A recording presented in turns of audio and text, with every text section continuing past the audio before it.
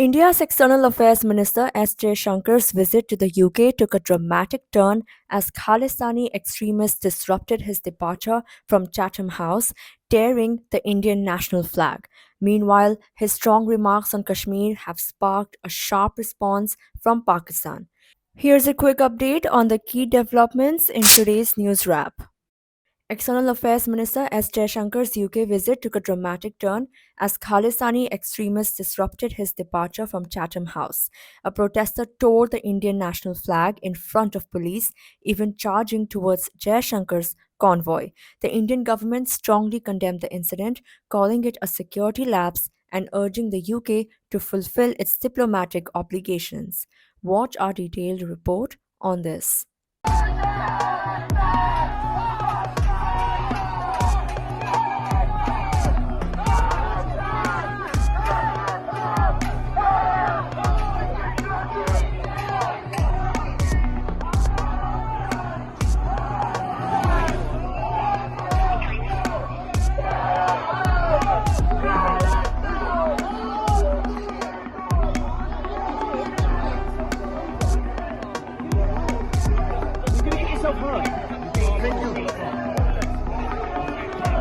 During India's External Affairs Minister Dr. S. Jaishankar's official visit to the United Kingdom, things took a dramatic turn when a group of pro-Khalistani supporters attempted to disrupt his itinerary. What was supposed to be a calm exit from a discussion at Chatham House quickly turned into a security breach that left everyone talking. As Jaishankar was heading to his car, a man rushed towards his convoy and in a shocking act tore the Indian national flag right in front of the UK police officers. The video, which has since gone viral, shows the protester aggressively charging at the minister's vehicle while security officers initially hesitated to act. The protester then tore the tricolour as others rallied around him chanting pro-Khalistani slogans. But after a brief delay, the police swiftly moved in, apprehending the protester and his companions. Another video soon emerged, this time showing a larger group of pro-Khalistani supporters outside the venue waving flags and chanting slogans. The protesters, clearly determined to make their presence felt, escalated the situation by making it clear they were protesting against India's government, all while Jaishankar continued his diplomatic engagements inside. Meanwhile, back home in India, this protest didn't sit well with Ministry of External Affairs. The Indian government quickly condemned the actions of the extremists.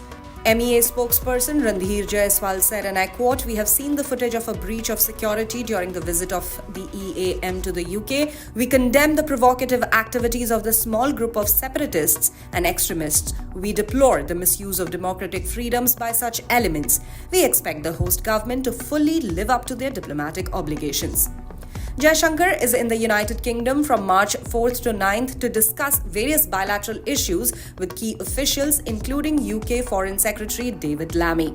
The discussions covered a wide range of topics from the strategic coordination to trade negotiations and people-to-people exchanges. However, the event took an unexpected turn when during a session at Chatham House earlier, Jaishankar was asked a provocative question about resolving the Kashmir issue with Pakistan. Jaishankar, as calm and collected as ever, firmly rejected the idea of any third-party intervention in India's domestic affairs. Meanwhile, Jaishankar's remarks on Kashmir sparked a sharp response from Pakistan. Speaking at Chatham House, he dismissed third-party intervention and highlighted India's progress in the region, citing the abrogation of Article 370, economic growth, and higher voter turnout. Pakistan's Foreign Office hit back, calling Kashmir an internationally disputed territory and demanding a UN-backed plebiscite. Watch our full coverage here. We reject the remarks made by Indian External Affairs Minister on Jammu and Kashmir.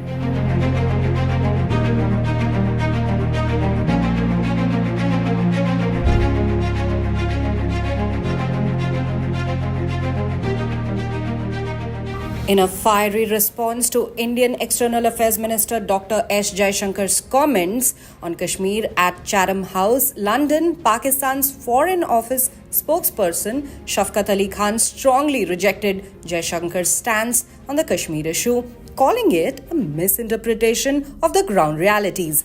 The war of words unfolded after Jaishankar's spirited defense of India's position during a discussion at the renowned British think tank. This is what Shafqat Ali Khan said.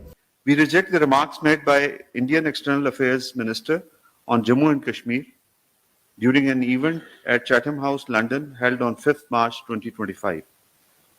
The remarks misrepresent the ground realities and contravenes the international law. Jammu and Kashmir is an internationally recognized disputed territory. The relevant UN Security Council resolutions stipulate that the final status of the Jammu and Kashmir is to be determined through a free and impartial plebiscite under the UN auspices. India's prevarication cannot change this reality. We also wish to underscore that any electoral exercise pursuant to Indian Constitution cannot serve as a substitute to grant of right to self-determination. Similarly, the decades-old grievances of the Kashmiri people cannot be meaningfully addressed through economic activity down the barrel of a gun. Instead of making baseless claims about Azad Jammu and Kashmir, India should vacate the large territories of Jammu and Kashmir under its occupation for the last 77 years. It must realize that a peaceful settlement of the Jammu and Kashmir dispute in accordance with the relevant UN Security Council resolutions and wishes of the Kashmiri people is imperative for a lasting peace in South Asia. Meanwhile, Jaishankar's discussion with Chatham House director Bronwyn Maddox turned heated when a journalist posed a question about US President Donald Trump's potential role in resolving the Kashmir issue. The journalist wondered if Modi could leverage Trump's enthusiasm for peace talks to strike a deal with Pakistan.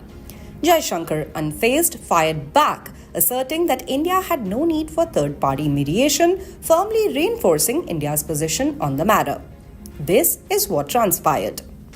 My name is Nisar. I am an author and a journalist. Let me make you a little nervous, Your Excellency. Thank you very much for your dissertation. Yeah. Kashmiris are up in arms because India is occupying Kashmir illegally. That's the reason why they are protesting. Now, given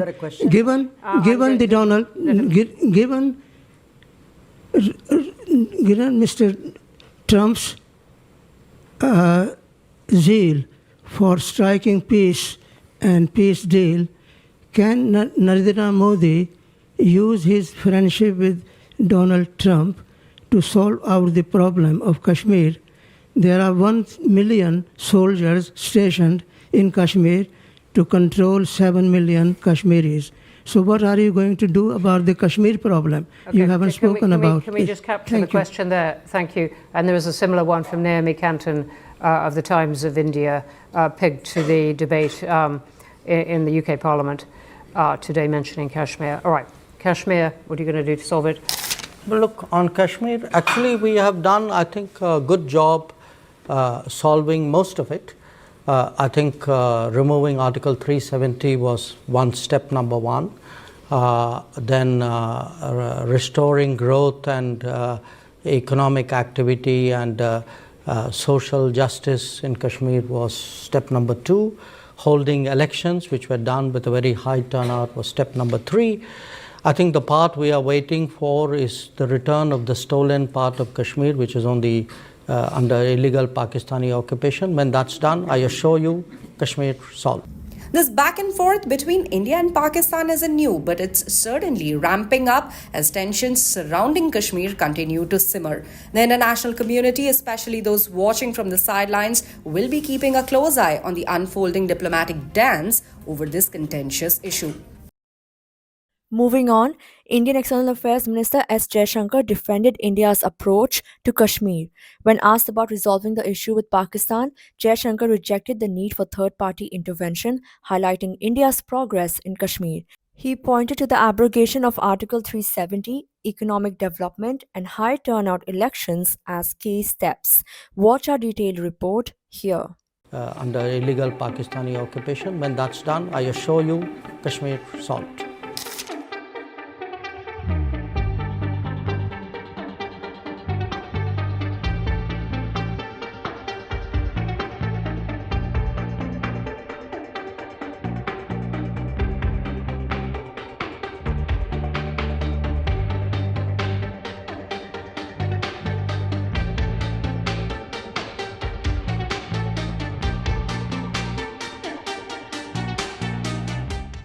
During India's External Affairs Minister Dr. Jaishankar's official visit to the United Kingdom from the 4th to the 9th of March, a significant moment unfolded that caught the attention of international observers.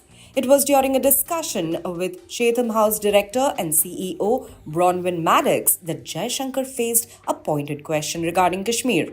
A journalist asked whether Prime Minister Narendra Modi might harness US President Donald Trump's enthusiasm for peace negotiations to resolve the long-standing Kashmir issue with Pakistan. In response, Jaishankar firmly defended India's position, emphasizing that India does not require third-party intervention in its affairs. This is what exactly transpired. My name is Nisar. I am an author and a journalist. Let me make you a little nervous, Your Excellency.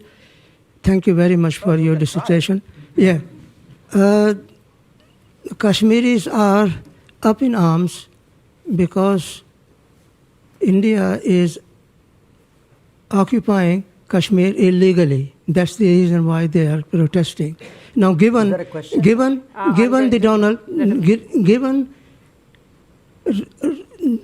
Mr. Trump's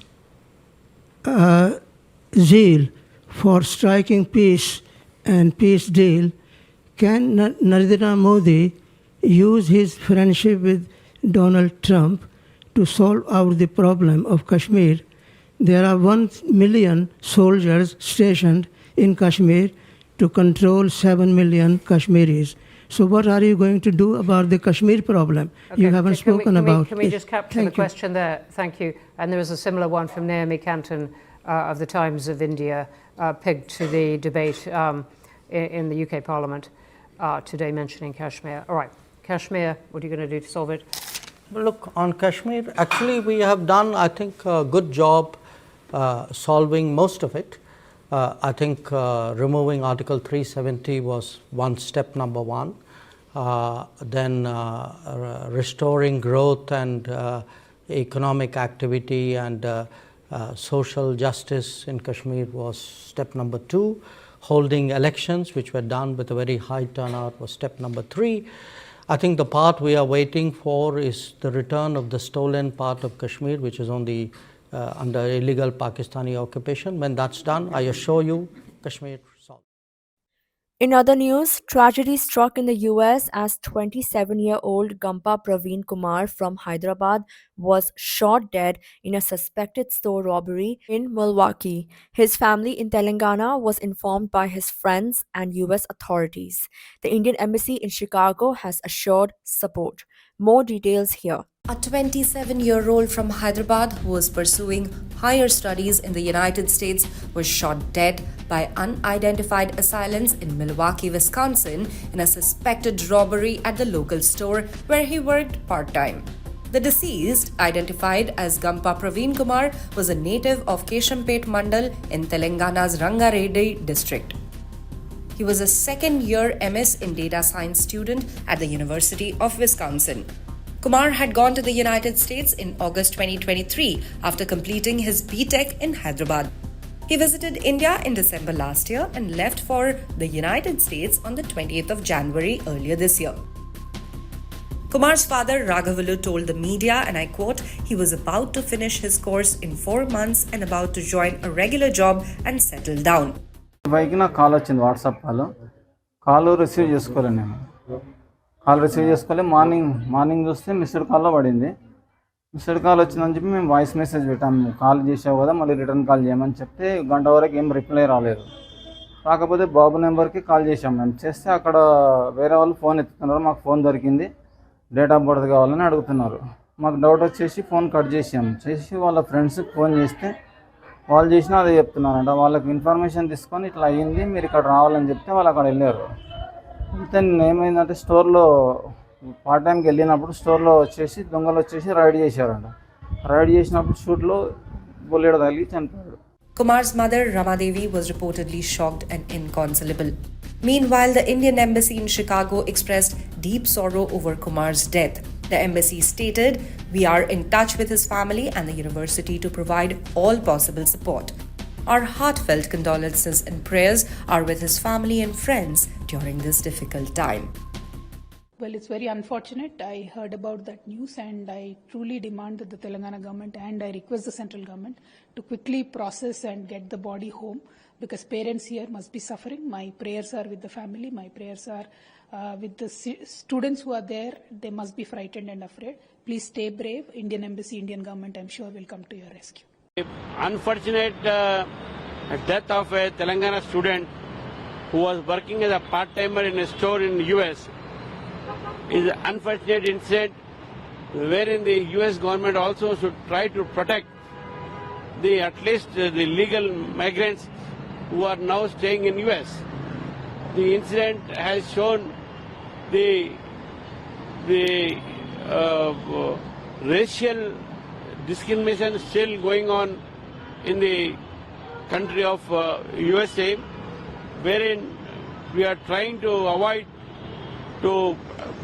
avoid the racial discrimination, but unfortunately the racial discrimination is being increased in spite of Indians' contribution to the growth of the US economy. I think the government of USA should take stern steps against such criminals who are trying to attack basically Asians, Indians, and that to Telugu people. This is not an isolated incident. Several incidents have also occurred earlier also. So this US government should definitely take firm steps to protect the Indian students who are legally staying in USA. And in Jammu and Kashmir, a powerful avalanche hit the Sarbal area of Sonmarg. Fortunately, no casualties were reported. Authorities are urging caution as winter conditions remain unpredictable. Watch the dramatic footage here.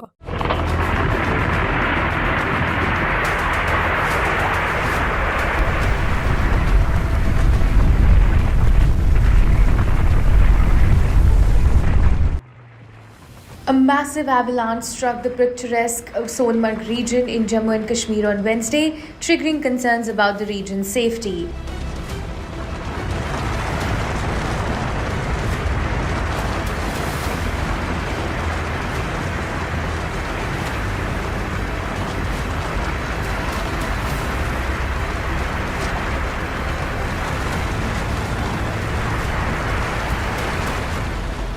No casualties or injuries have been reported so far. The incident, which took place in the Sarbal area, was caught on camera and a video has since gone viral on social media.